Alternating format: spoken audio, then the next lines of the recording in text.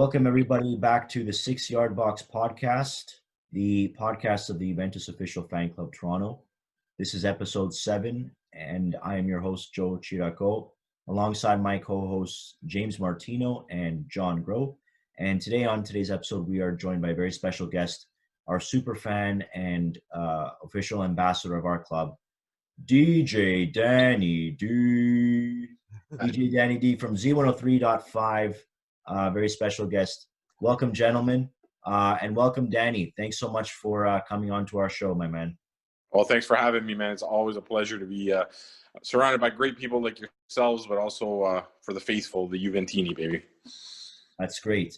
We got a lot of this to discuss today, gentlemen. This is our first podcast in a while. For those who are wondering, we just underwent a completely virtual AGM because of the times that we are in, an annual general meeting and in an election year where we were just voted in.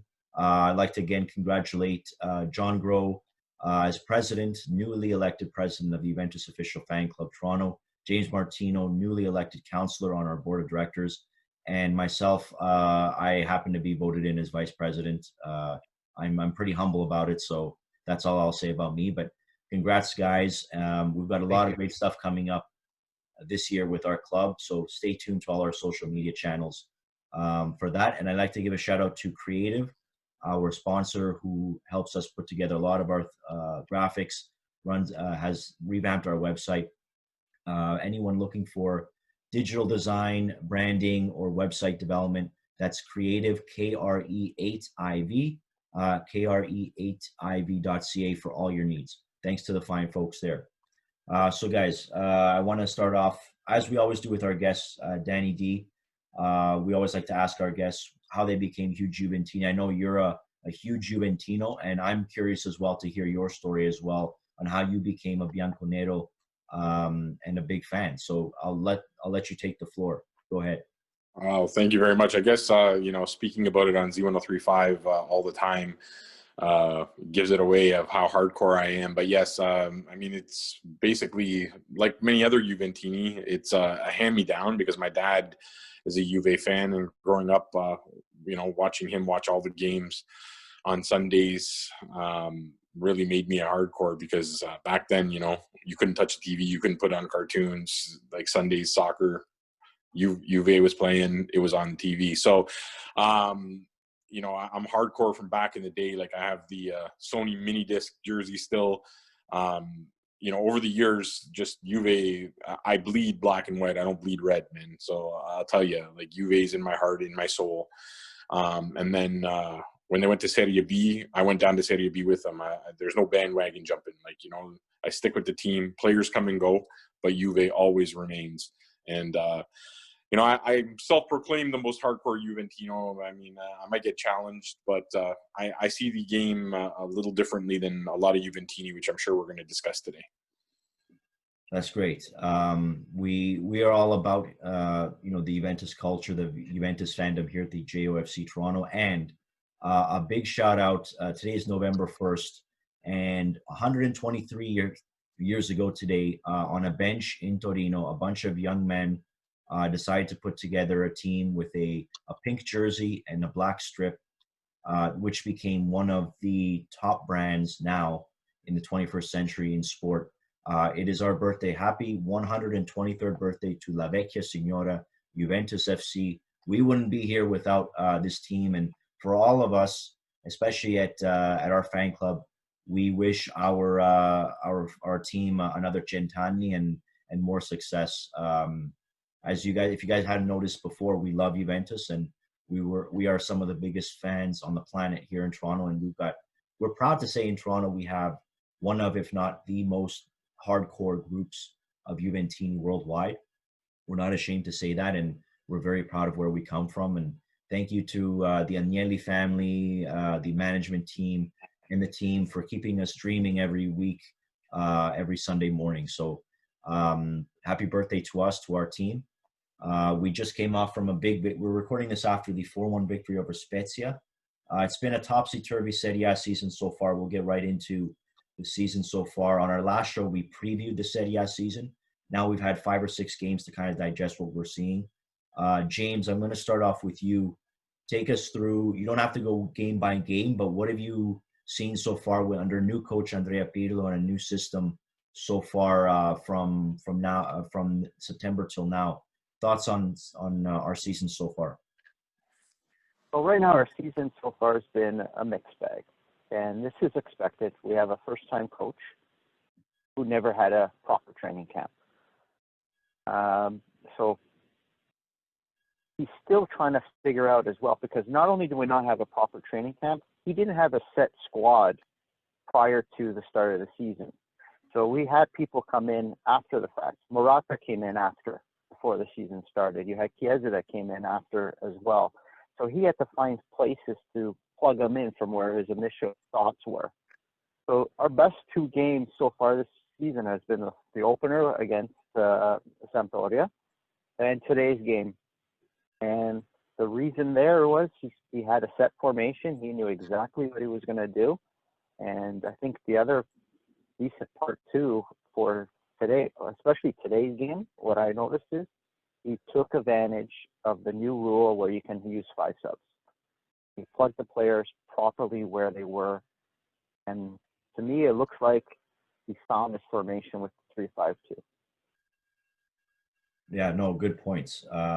John, I wanted to get your opinion on the last or the month that we've been at this for about a month. So the last month or so of the Serie campaign. I think everyone was, I guess, if we look at, excited and optimistic and, questioning even, Pirlo, coming as a coach, but any decision that has Andrea Agnelli or any Agnelli attached to it, I take seriously. I think there is, and I agree with James, there's an opportunity for obviously testing what formation really works for him. I love the fact 3-5-2 formation is my favorite formation. I think it plays to our strength, and that is moving that ball forward. We do have a strong, when healthy, a strong defensive unit that can support that type of formation. And I think that it lends to playing the flanks, the players that you have in place, guys like Cuadrado, Chiesa, Kulusevski, to use that style and type of play. And look, we still have key players that know how to play that game off, and that is a guy like Matthias de Ligt that is still off and injured, and Alexandro, who is still off and injured, that once these guys come back and are available to add more depth to our team, I think we'll be just fine. I think this game was needed for us in a sense of confidence. And I think they played a good, solid 30 minutes. Again, unfortunate deviated ball went in on Buffon. I really felt terrible for Buffon on that one. But outside of that, the play was managed very well by the mid. McKennie looked good, and I'm excited to see how Pirlo moves forward. He has his formation in his head. He won't relent. He's that type of player, that type of coach. He was that player as well. But he's that type of coach. You can already tell nothing's gonna phase him. He's a pretty confident individual, and that's what you need as a coach as well. Yep. Danny D, what are your curious to hear your thoughts? I know you follow the league very closely, so what have you noted so far from our Vecchia Signore? Well, I'm gonna start off by saying that I apologize going on my rant because I have a lot to say in this question. But like I said also earlier and off the top, I see the game differently than the Juventino. While I don't disagree with James and John, the 3-5-2 is a good formation for Serie A. But if you look at the Champions League, it's not a successful formation in Europe. And the problem is that when a coach is married to the 3-5-2, it becomes very difficult to change it. So, like, I'm going to use Antonio Conte as an example. Very little success in Europe with his formation. Inter hasn't even won a Champions League game yet, right? So I do like the formation for Serie A, but the problem is it could be successful in Europe, but it leaves too much exposure on the wide areas. And if the wingers don't drop back to create like that 5-man defense, which they're supposed to in the defensive phase, and then they're supposed to create the extra attacking going forward, it just leaves too much room for error. The mastermind Allegri was able to alternate, seamlessly between the 3-5-2 and the 4-3-3 or 4-2-3-1, whatever you want to call it. So he was able to do that and change formation within the game. And I just, I don't know. Pirlo hasn't found an identity to me yet. I mean, I'm going to also say that I've had my concerns about Pirlo being named the coach. The reason being is I'm not a fan when a coach is coaching players he played with. I don't know if that coach gets that much respect when he's played with those players, and he's not as much of an authoritarian figure. I'm not saying Sarri was a better option. I just don't know. I don't see Juve right now. There's just something missing to me. I think Pirlo's trying to create that MVP midfield when he played with Juve, but let's face it, McKennie is probably the closest thing they're going to get to Vidal. Ramsey is the closest thing they're going to get to Marquisio, but they don't have a Pirlo. They don't have a Pogba. They don't have those players. So Juve has been buying, players on the cheap in the sense that, they have the Rabiot on the free transfer and such like that. Like Pirlo free transfer was a mastermind genius, but players like Pirlo are like 1 in a million. I think that what's happening with Juve is they're appointing these coaches that don't have the players that fit their philosophies. If you look at Gasperini, for example, he was like a nothing coach, but he got to Atalanta with players that fit his system and understand what's expected.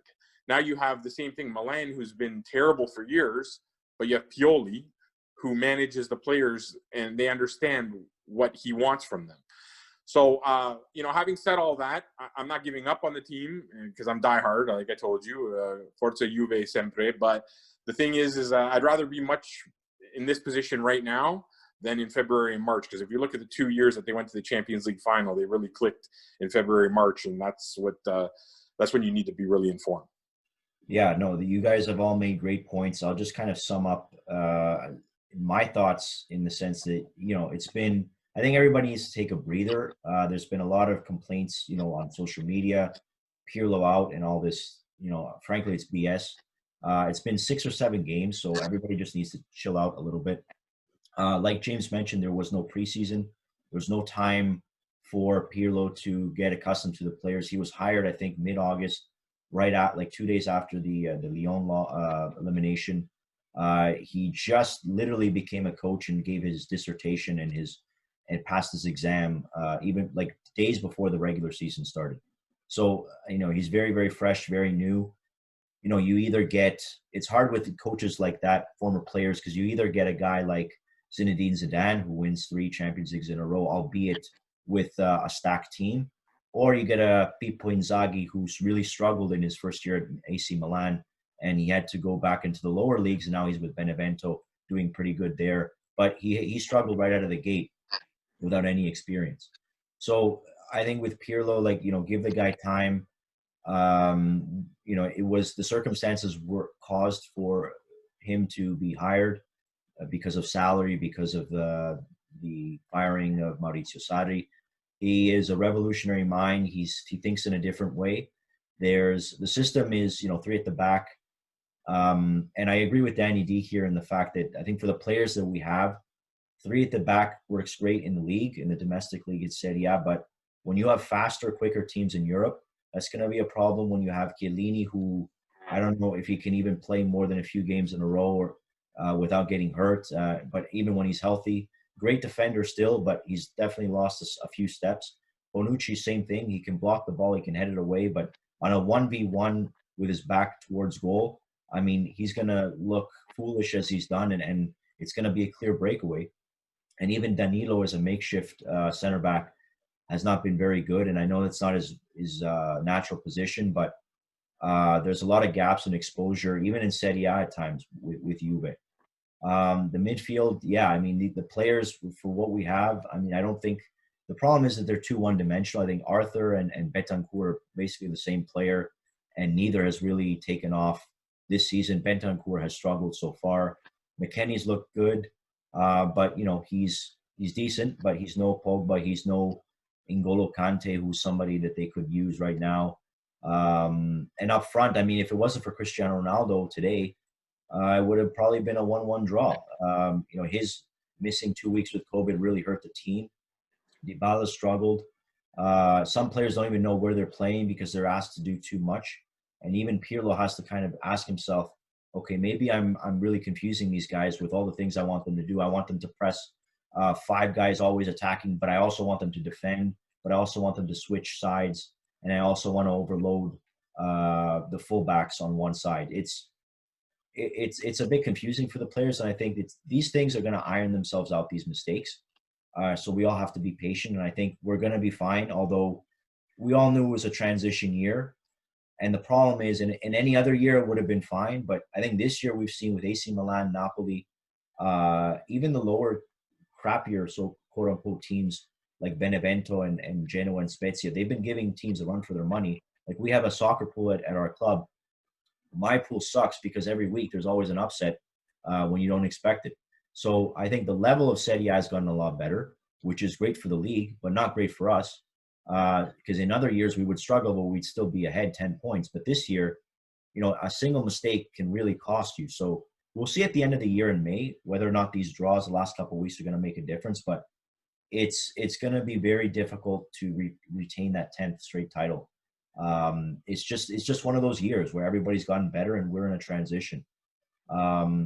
But I think brighter days are ahead, and I think we should just keep the faith. Now with Champions League, we've seen a little bit. It's only been 2 games. We've seen one good decent game against Kiev, a 2-0 win, but then an absolute stinker last week against Barcelona, where that was probably the worst Juventus performance I've seen in a long, long time. Just flat, no energy, and everyone seemed confused and we didn't know what they were doing. Danny, what are your thoughts on Champions League so far with Juve? We've got a couple games coming up. I think we have a really easy group, so I think we're going to make it. And it's only been 2 games. But what are your thoughts on Europe so far? Going back to how I ended off speaking about the 3-5-2 and the transition, that's the problem with Europe is that Juve can play the 3-5-2 because they seem to understand it, and obviously, since Conte implemented it, and they still have the foundations with Chiellini, Bonucci, and such, and now Pirlo, who was a part of that formation, can obviously translate that to the players. But if you're practicing the 3-5-2 all the time, and then you try to go 4-4-2, 4-3-3, whatever he did against Barcelona, that's when you're going to get killed because it's like you said, there's confusion. They don't understand. So the only way to do it is the way Allegri did it, is to seamlessly transition between the 3-5-2 to the 4-2-3-1 or 4-3-3, however you want to look at it. Because if you see, there's glimpses of it, because like even though Danilo is a makeshift center back, you see him, and he even did it today against Spezia. He sometimes drifts out wide, which shifts Bonucci and Demiral to the center, and then Cuadrado can drop back, and then they can get that shape of the 4 at the back. But again, it has to be done seamlessly, and the only one who was able to do that was Allegri, really, between the two that you have had so far. I mean, Guardiola is brilliant at that as well, but we don't have Guardiola, so there's no point in talking about it. But again, I'm not going to take anything away from Pirlo. I think Pirlo, he does need time, but unfortunately, there's one thing I'm sure that we can all agree with. We are Juve, and we don't have time. Like, we don't have time for, Gigi to win it, for Chiellini to win it. Like, we want these guys to lift the Champions League. And who knows if, the rumors are true. Ronaldo takes off to PSG next year or in a couple of years, because, Ronaldo wants to be the first ever player to win the Champions League with 4 different teams. There's been players that have done it with 3, but he wants to be the first to win it with 4. And if he doesn't get it with Juve, he's going to want to get at least his 3rd with a different team, before he retires. So, again, there's a lot of variables here. I just think, Juve really need to step it up and figure it out quick, sooner than later. As long as we get, qualify for the knockout stages, and again, we hit top form by February, March, I'm happy. I'm not hitting the panic mode. I'm not hitting crisis scenario yet, but you know, everybody had a shortened season. Everybody had a shortened preseason. Everybody has the same factors. Everybody has injuries, COVID, et cetera, et cetera. But we are Juve, and we need to prove ourselves on the field. Yeah. James, your thoughts on the Champions League so far? It's only been 2 games, but what have you seen so far? Yeah, so I think the main message is calm. I mean, relax. It's been 2 games. We're going to get through this group stage. It's easy. We lost to Barcelona, but there's a return leg, and we'll, you know, if we make the points up there, we'll be all right. Now, to Danny's point about having the 4 at the back, I agree with him. When it's time for champions, let's go back to the 4 at the back when you are playing a team that can expose you like Barcelona. However, right now, I don't think we have the personnel to go with that 4 at the back. Now, by the time the return leg happens, the Sandro comes back, you can easily drop right back to the left back. You put Daniello back to the right back, and we have a 4-man back line, and we can take them on that way and use that going further into the group when we're into the elimination stages. The other big part was we were missing Ronaldo. He is Mr. Champion. You saw him just kind of today, just jump on the field and pack those 2 goals with ease. And on his Instagram, you kind of saw him tweet or whatever you call it, post more than normal. He was a caged tiger. I think he's going to unleash like crazy. It hurt him personally not to play against Messi, so I will not count him out on our return leg in Barcelona. Yeah, and John, just to wrap up on your thoughts so far of the UEFA Champions League. Well, I claim amnesia on that game. I don't want to remember that game against Barcelona, but I mean, it was a matter of circumstance. I didn't find that. I mean, it's not the Barcelona of old. I mean, they had holes in their back line as well. They were complacent within our 18-yard box and potentially could have had 2 or 3 more goals, maybe more. But we were finding ourselves flat within the 18 as well. A lot of terrible passing. Passing was brutal in the midfield. A lot of wrong passes. Games like this, you just got to look at it, take the footage, sit down, and know that as you can screw up an exam or a test by writing down the wrong answers. There's a lot of good tape to show of everything that was done wrong in that game and just move forward. And I think I'm going to agree with James. I'm not going to go out on the limb and saying that you're going to see the exact same Ronaldo that we did against Atletico de Madrid when we came back and won in Torino and with 3 goals. But I do believe that, they both live on opportunities where they can go against each other, GOAT versus GOAT. And I really love the banter between Barca FC Insta and our Juventus Instagram, where they listed Messi as the GOAT in the game, and then Juventus came back and said, "Well, I think you guys have misdefined GOAT in your dictionary," and just basically said, Ronaldo wasn't playing. So, I mean, I love that type of banter. I love that type of confidence in any game. I think that when you have someone like that, and they're very few and far between, that can provide that confidence to their fellow players. Guys, they're not playing in front of fans. You understand? These are all guys in their 30s or younger, or 35 like Ronaldo. But we forget that they're young men who thrive off of the fact that there's people cheering them on and wanting them to win. And you lose a bit of an X factor. And I know that's for everyone. And I kind of find a flatness of the soccer right across the board. I don't see the intensity that usually exists because there isn't the atmosphere for the game.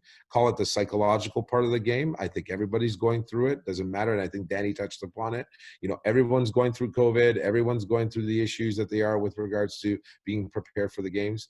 But again, having the X factor part B, which is Ronaldo for your team, he showed it today. The minute he stepped in, there was this the smiles, a sense of calm, and just the intensity that he brings. The guy he should be used as a as a point of reference for all the players on the team and how they should feel when they jump on the field, to come onto the field. Is no one's better. They have to beat us, and they have to exude that confidence. And that's what I'm waiting for the players. I think that they don't have the full confidence of themselves. And once they get that, I think we're on the right road to success for ourselves, for the team. Yeah, an interesting point with the fans. I mean, I've watching games in Premier League and Bundesliga as well, a few minutes of each. Yeah, you can tell there's a huge difference between when you have a bunch, thousands, even hundreds of fans even make the difference to your team. I think it's a really big disadvantage, not even just for us watching, but for the players themselves who really feed off that atmosphere. And I think let's not forget, guys. I mean, these are players that they have to take COVID tests every day. There's always the fear that they're going to get COVID. They've got families to worry about. The situation in Europe itself has become, now Europe is becoming the new epicenter of COVID-19 again. We've seen, 50,000 in France, 30,000 in Italy. The UK is under lockdown. These are time, whereas before they shut down the season in March, and we know that that can't happen anymore. Like that would be critical. That would end the sport as it is, shutting everything down again. So they're having to play despite everything else being locked down, and there's unrest, protests in Europe, stuff like that we don't talk about, we don't really think about, but that is in the players' mind, in the back of their heads. Like, they're only human, and they have the same worries that we do. And it's an unprecedented time. There's the sport of soccer has never been played under these circumstances ever. And I think that might be having a toll. Now that, I mean, it's been 4 or 5 months where they're used to not playing without fans, but you can never tell somebody, especially people even who go to work on the front line in this kind of pandemic that we're in, oh, everything's going to be okay, everything's going to be fine. You can't really say that to them because, everybody thinks differently and everybody feels differently. So I think that's had an impact on our players. So that's something to keep in mind as well. We'll see how the situation goes, but I think, again, like what you guys said, it's only been 2 games. This is an easy group, with all due respect to Dinamo Kiev and Ferencváros. I mean, we got this in the bag. I think we'll be fine. And the problem is we've got games every week. So the Champions League is on.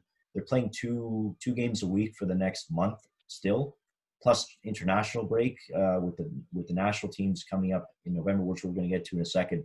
So games are coming really fast, and I think we all have to just take a breather, like we've been saying. And I think things are going to be fine.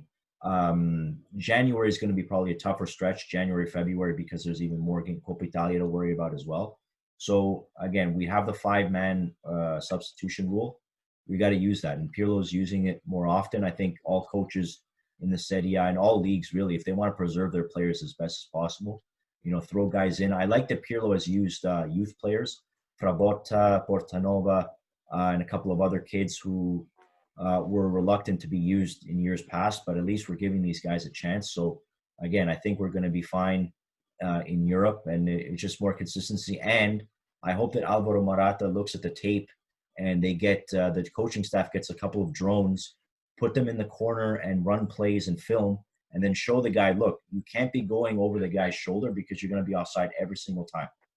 You got to show old footage of Pippo Inzaghi when he used to come in from the inside of the defender's shoulder, and he would always beat the offside trap. And back then, 20 years ago, the offside rule was more stringent. I know we have VAR now, but we have the technology. Get a couple of drones, show the guy, go through the film with Alvaro Morata, because he's got to he's going to be relied upon to score a lot of goals. He cannot be having 3 offside goals per game. That's ridiculous. And it's up to the guy as well. It's up to him. He's not a kid anymore. He's been playing professionally for almost a decade. He's got to learn to stay onside. It's simple stuff as well. And I'm going on a little bit of a tangent, but I mean, the simple things, simple passes, not having passes hard enough. They're too soft or they're too hard. These are mistakes you can't blame Pirlo for. These guys have been playing professionally for many years. You can't be making mistakes at this level professionally anymore. Whether there's a crowd or not, I mean, iron out the kinks in practice, but when it comes to game time, as Juventus, as a team that we expect and we have high standards for, these are things that you have to accomplish on the pitch. You have to make these plays. Keep it simple, stupid, and I think we'll be fine. Now, changing course a little bit to the national teams, we take a break in a couple of weeks for the Nations League again. And we've had a couple of games in September, October for the Italian nationals. You know, we're all Italian. Now, our club is not fully Italian. Obviously, we have members of different European nations, which are going to be competing against us next summer as part of our diverse membership. But I wanted to get your thoughts on Italy and a couple of our players. Bonucci, Chiellini are going to be relied upon for the Italian national team, even still at their age. But John, I'll start with you and I'll go around. What are your thoughts on Italy so far in their Nations League campaign, and what do you expect next summer? Do you think there's things to work on or players to add, or we're pretty much a set formation? It's just a matter of playing. What do you think, John? I think, we can start off from our goalie, Donnarumma. I think he had an amazing season last year for Milan. I know as even Tino, contrary to getting Chesney winning the thing, I thought that Donnarumma was right there being the best goalie in Serie A with him. Our defense, key guys have to be ready. I thought that Chiellini looked great in his game with Italy. It looked fantastic. I hope Bone gets with him and brings it to the next level that Chiellini brought that game. Midfield, I'm gonna say one thing: as long as Barella doesn't get hurt with Inter, I mean, every time the guy steps on the pitch for Antonio Conte, it's like he is getting hammered at every end. I think it's just the way that Conte is playing him is leaving him vulnerable in that midfield. But Barella and Sensi with Jorginho for me are absolutely untouchables. That's my opinion. I'm not so sure about Marco Verratti. I've always thought of him as being a soft player in the midfield. He gets pushed off the ball. I'm going to call him the midfield version of Sebastian Giovinco. I know we're big fans of Seba here in Toronto, but I mean, again, he's playing in France for a reason. I think if he was in Italy, he'd get tossed around like a rag doll. That's my opinion. No Immobile, and as much as I don't think Immobile is that opponent of a forward in the in Europe. I mean, Italy, he is what he is. He started off slow here right now in Italy. For the domestic league, I'm only hoping that they get it right with Nicolo Zaniolo, and Zaniolo will be our talisman. I think that if you got to pick a generational player right now, for us, man, I love everything about that kid. I think he's got it all, and I really do think it. And I'm not putting him in the same breath. He's not a Francesco Totti. He is not an Alex Del Piero. He's definitely not a Roberto Baggio. But if we got to pick a generational player right now for our Italian players, he's it.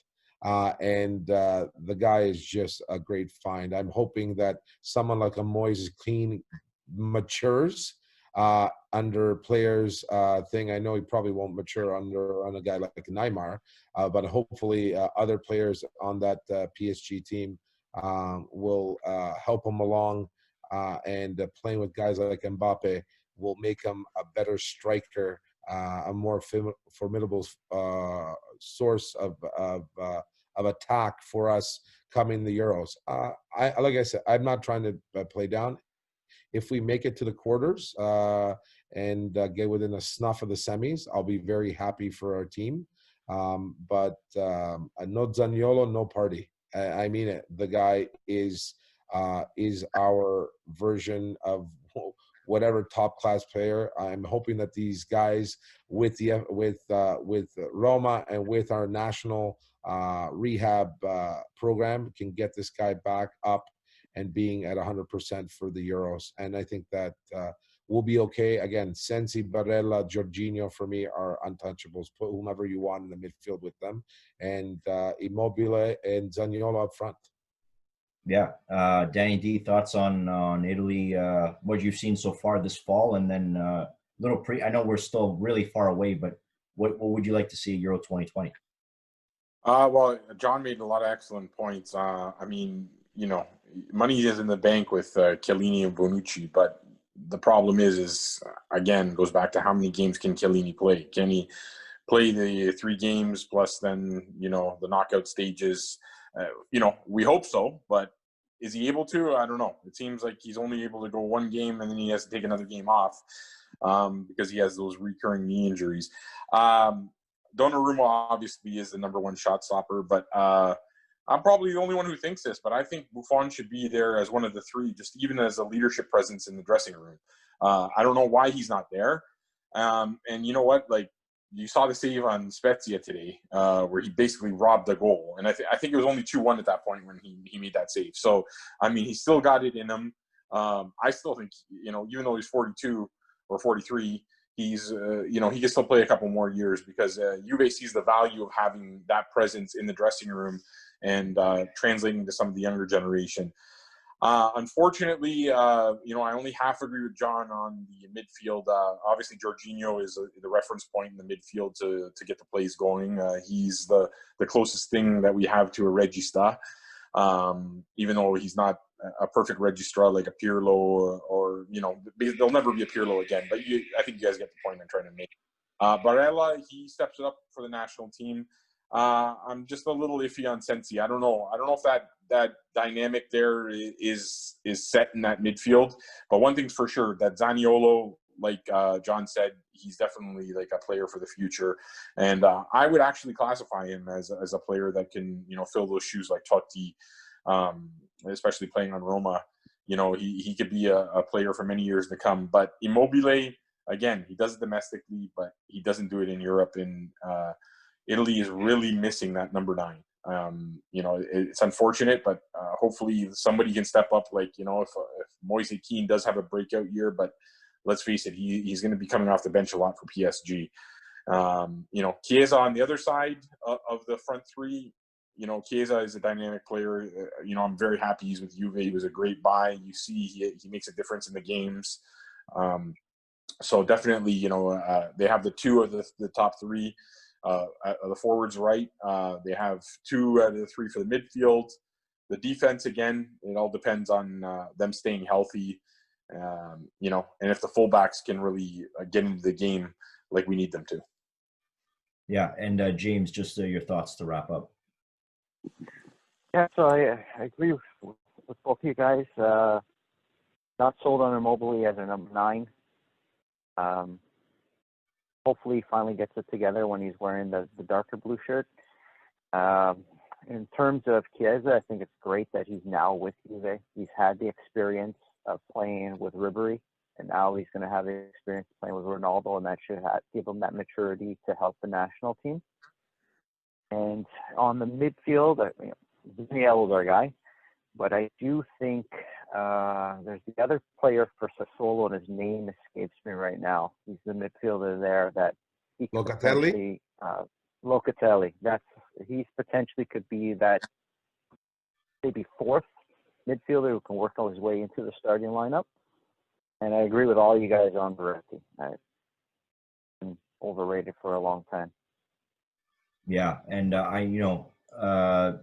any international tournament with Italy, like whether it's a World Cup or a Euro, it's a big deal for me and a big deal for all of us. We all love seeing our national team in the international tournaments. The party atmosphere that it brings to, especially Toronto, the diversity, and seeing all the different flags from different countries on people's cars is amazing. And we're definitely going to be doing events catered toward the Euros and Copa America at our club. So stay tuned for that for sure next spring and summer. But I think, I agree with all your points. I think Federico Chiesa, I think he looks better on the left than he does on the right. But now Insigne plays on the left as a winger, and he's played actually very well for the national team. So I think Chiesa works better on the left than the right. But, could Roberto Mancini use a 3-4-3 where Chiesa would be a wing back, and then you have Zaniolo and Insigne and a forward and a number 9 up front, and then Barella and one of Jorginho Verratti, and then you have Bonucci and Chiellini and someone else at the back 3. I think that's something that he should be exploring, Roberto Mancini. But we'll see. I think Chiesa and Bonucci, Chiellini, and the latter 2, if they're healthy, I mean that's the top center backs, even at their age, 30, Bonucci will be 34 and Chiellini will be 36. So that'll be definitely the oldest center back pairing in the competition. But I mean, unfortunately, with Italy, we don't have anybody else, and they're still playing decently. But can they remain healthy? And that's a concern for not only the national team but also our team now. If Bonucci and Chiellini are out and De Ligt is still a few weeks away, I mean, we don't have anybody else. Rugani's gone. Not that he would have made a difference, but Demiral hasn't looked the same so far this season. So it's very important how they manage Chiellini and Bonucci's injuries.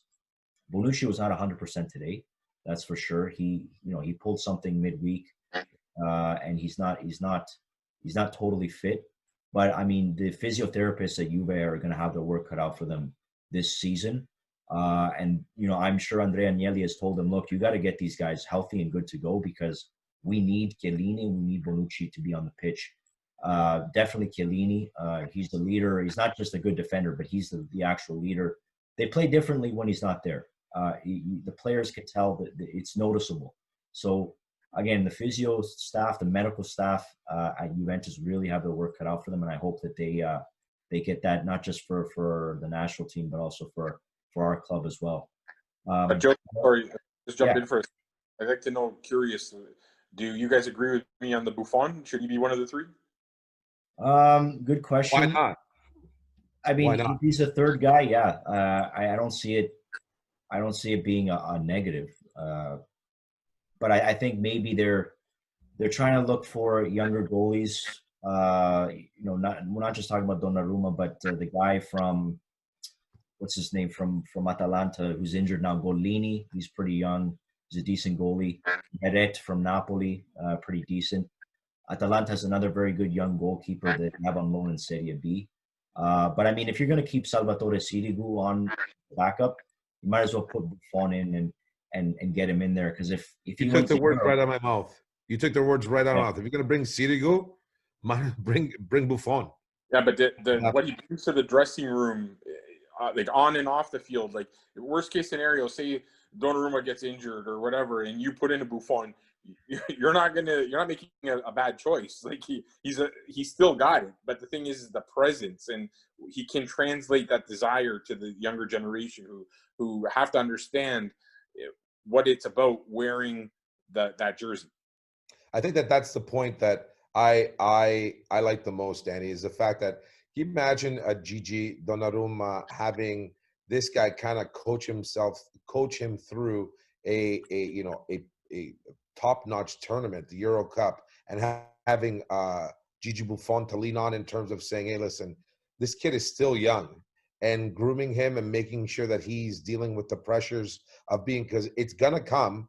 Gigi Donnarumma will be the captain of this national team at some point or another. It's inevitable. And if he maintains himself with the growth of moving forward as a goalie and as a pivotal choice for any commissario tecnico for the Italian team, I think that these are the intangibles that players miss out on when they don't have the luxury. I mean, think about the luxury of having a key forward, someone, just that link player from the past to now, for like, having like a Totti in that area, like just a hint of a Francesco in that dressing room with guys like Zaniolo and Insigne and whatever. I mean, they played against them, but playing with them and understanding his the mentality. I think the mentality part is something that makes and breaks you. Everyone knows that these guys have skill.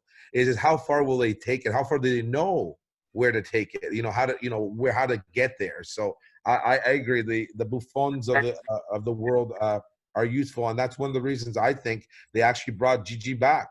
Is for that reason. It's for the dressing room.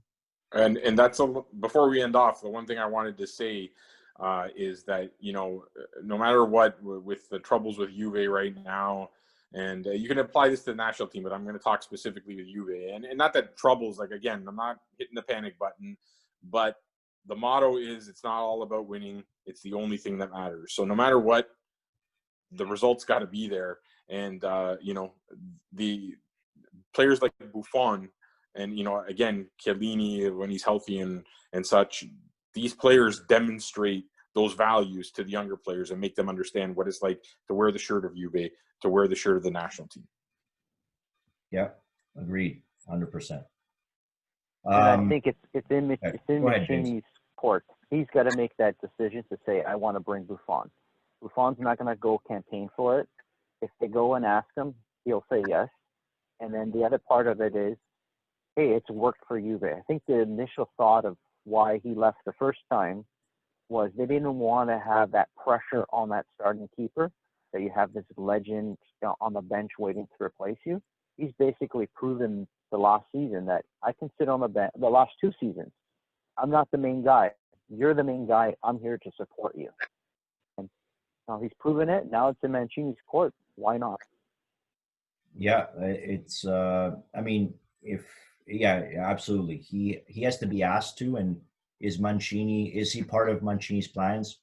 Who knows? I mean, the year is still young, and you never know. In the spring, something could happen. An injury might happen, and he could be placed in. So, as a romantic football fan, that would be great to see Buffon one last tournament, because he didn't get to be at the World Cup a couple of years ago. I think it would be nice and fitting, but it has to make sense for the team as well. So, to be determined, I suppose.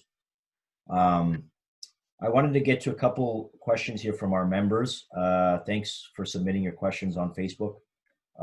We have 2 questions that are pretty much the same, so I'll kind of just put them together. One is from Patrick in Verratti, one of our most devout members, and for Mary Cirillo, again, a guest who was on the show before, and another one of our most intense and hardcore members. So thanks very much for your question, Mary and Patrick.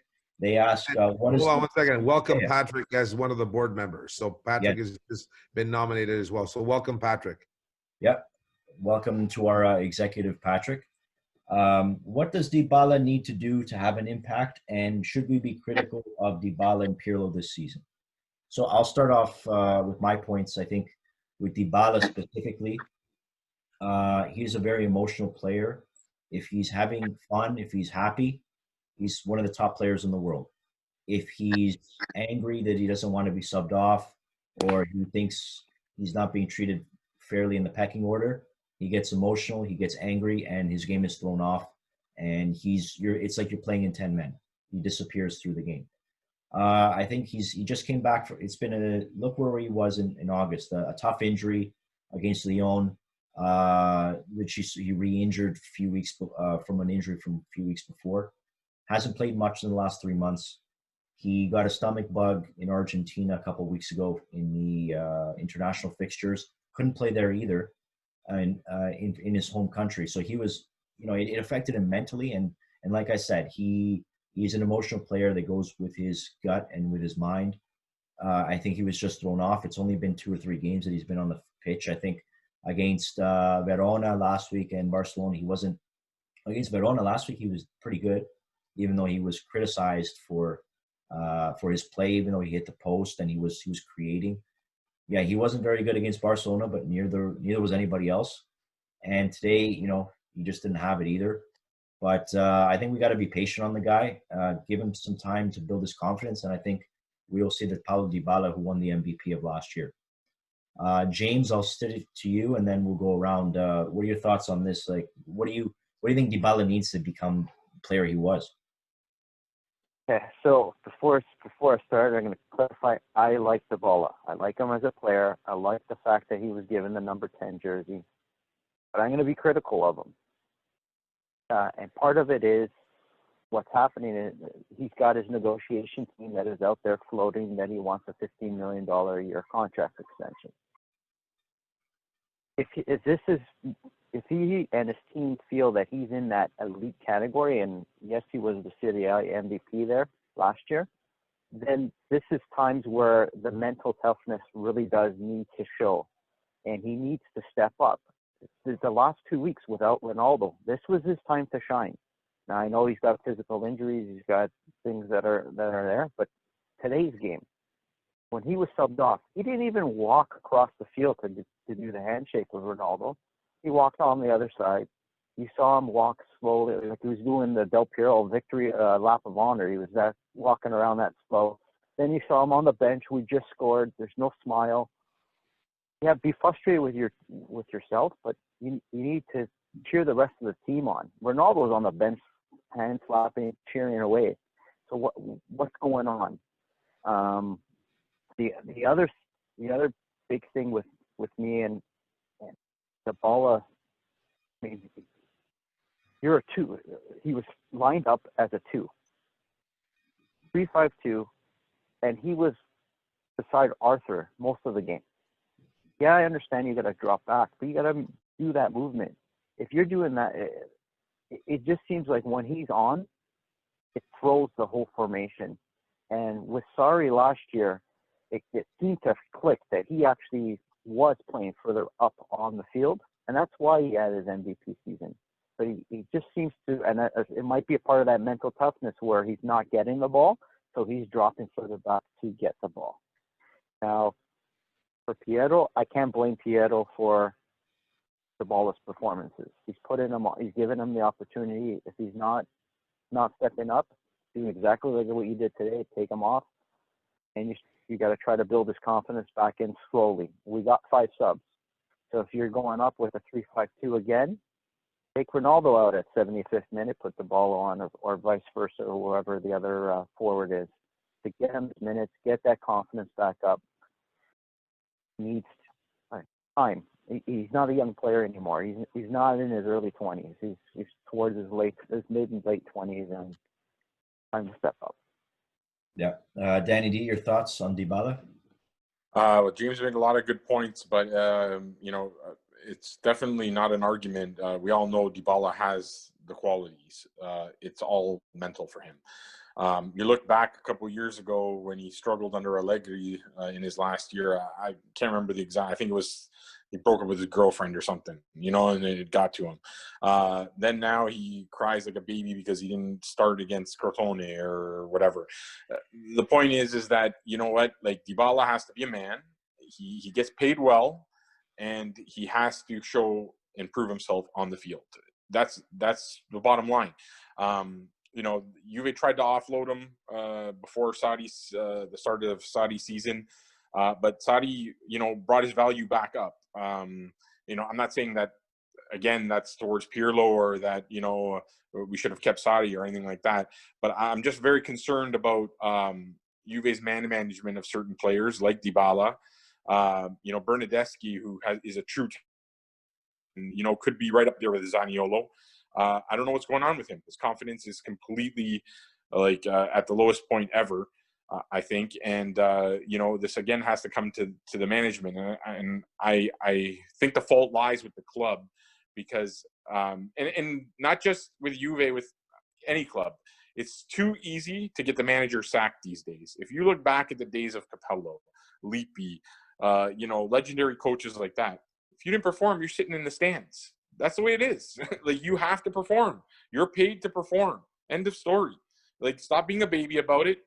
Whatever the problem is, fix it. Take a couple games off. Hire a mental health coach, whatever.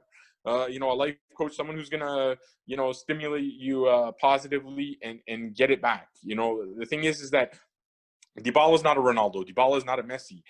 Those are the only 2 players in the world who can really be upset if they get subbed off the game. Other than that, you're a player, you're expected to perform. And, Dybala this year has been terrible. Regardless of injury, regardless of, the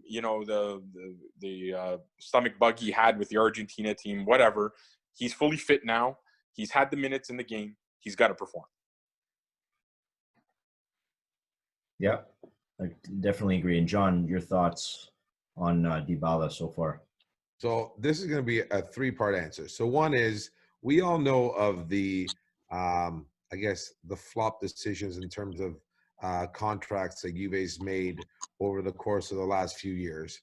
And let it be known, they are not. And obviously under the watchful eye of Andrea Agnelli and the Exor, the group that owns Juventus, they will be under close watch as to what the negotiations entail. And if I were Dybala, it doesn't take a genius to find out that or figure out that our our contracts with Gonzalo Higuain, our contracts with Sami Khedira really did us in our ability to grow the team in key spots over the course of the last few years. And he himself should know, along with his management team, that this is not going to be a negotiation, especially stepping off of, we still carry Khedira, but unloading Higuain, but still getting fleeced on that unloading, is that it's not going to be easy, and it shouldn't be easy. And then if you want the money and you think you're worth it, make it an incentive heavy. You scored 15, 20 goals or whatever it is, then you get acknowledged from that perspective. Put your mouth where the money is, instead of the other way around. It's not the money. Now the money's there if you really deserve it, and that's my response to him. Secondary to that is every player knows their capacity within a certain degree. If you are not, or do not consider yourself to be at 100%, simplify your game. He hasn't simplified his game. He's trying to come off that wing. He's trying to do too much. He's going in deep and trying to take on the ball. Don't do that game. Play your simple game. Be effective. One-touch ball. The guy's one of the best passers in the world when he's on his game. Whatever. Be that link up for a guy like Morata. And one of the things that Morata's been missing is the fact that his mind is already triggered at 10, 15 kilometers faster than everybody else. And the why he's getting caught on the VAR offside is that we're not throwing him the ball or giving him the ball fast enough in order to get him onside. So that's what you're noticing. And so that is so the contract, the obvious, the fact of simplifying his game for the next small period of time, and thirdly is exactly that, is his mentality, man. Put on your big boy shorts. This is not house league. This is not, you're not playing for Palermo. You're playing for Juventus, and know that there's a weight that comes with wearing that jersey, and you have to be prepared. And when you're playing, and I think it's a privilege, as much as people don't think it's the right, there's no right. Marcello Lippi did it back in the day. I think it was 95. I could be wrong. It was after the year that we won the Champions League. We won the league, and we're playing PSG in the Supercoppa in France. And there was a press conference the week before where it was, Bobo Vieri was being interviewed and Marcello Lippi right after, and Bobo stated that he should play, that he should be starting. Well, Marcello Lippi was given the information of this in his conferenza stampa. What did he do? Bobo didn't get on the plane. They went out and beat PSG 5-0. He didn't get acknowledged on the trophy, did not get a medal. And then you're talking about Bobo Vieri, one of the top forwards ever for the Italian league. And that was a coach who had the proverbial cojones to make that decision and say, hey, buddy, you know what? You want to make those calls? Guess what's happening? You are sitting on, you're not even riding with us. You're not even coming with us to even see that game through. And they won 5-0. And that message rang loud and clear. You understand, this team has let go of better. I'm not saying that I don't like Dybala, because I do. But we have gotten rid of better players than Paulo Dybala, Zidane, Baggio, these guys, Vialli. These guys all came and went. We got rid of, these guys went. And for me, if you're going to ask who's been the best player in the last 25 years, 30 years, outside of seeing guys like Maradona, Messi, Ronaldo, whomever, it's been Zinedine Zidane, and we sent them away.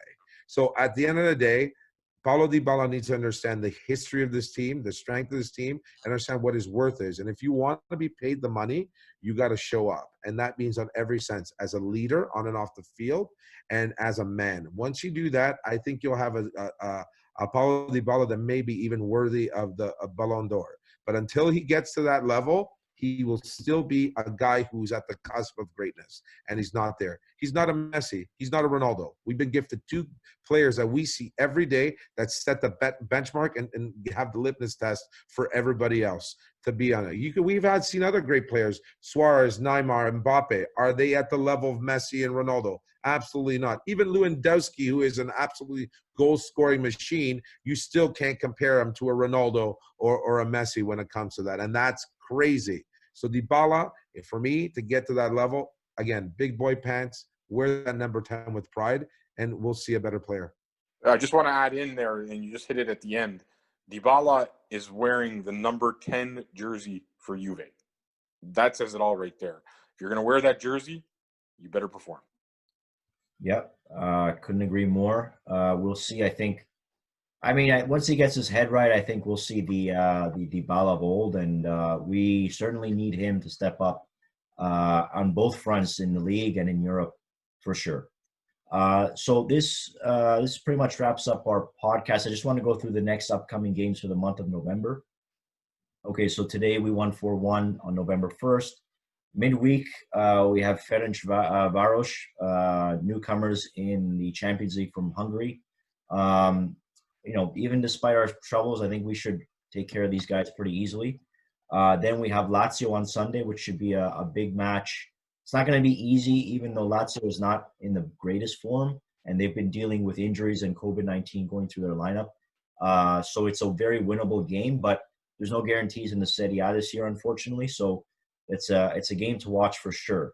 And as always, you can catch us, follow us on social media for our watch parties. We've done, the best we can, and we've actually continued to host them. The only club in Canada out of any soccer club that has these events going still. So again, jofctoronto.com and Juve Club Toronto on Instagram, Juve Club TO on Twitter. Give us a follow. Give us a follow to be up to date with all our events that are coming up. Then we have the international break, and then towards the end of the month we have Cagliari, Ferencváros again, and then Benevento. So some 3 easy games.